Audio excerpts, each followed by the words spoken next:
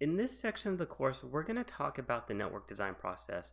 Now, I know this is an online course and there is no hands-on labs associated with it, so we can't actually design and build out a network, but I want you to be informed of what this process is as an aspiring IT professional or business professional.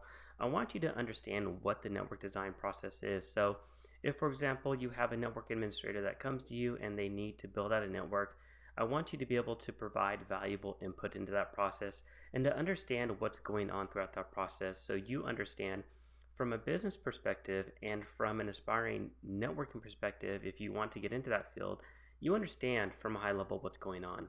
So let's go ahead and let's talk about what the process is. So in this video, we're just going to talk about the steps, and then I'm going to dedicate specific videos to each steps. So the first step in this process is that we need to identify the uses of the network, because if we don't know the uses, then we don't know the specs that we're going to need.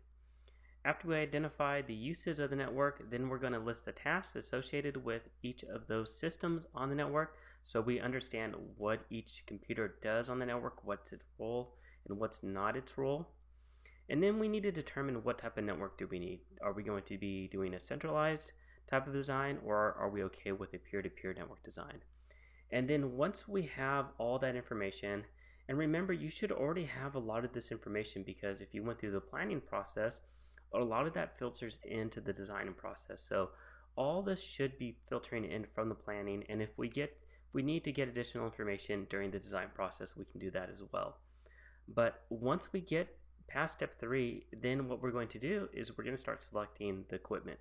So we're talking about the servers, the desktops, the printers, the network devices, the cabling, everything that we need to build out this network. Once we select what equipment we're going to use, we're going to draw a network design. So we're going to put a network design down on a piece of paper or on a system online where we're drawing it out. And then we're going to write the specific specifications of the network. So we're not only going to draw it out, but we're going to specify exactly what it should do, what it should not do. And then once we have all that in place, once we get the approval, go ahead and we'll build it. So that's the network design process. Let's go ahead and let's start taking a look at step 1 in the next video.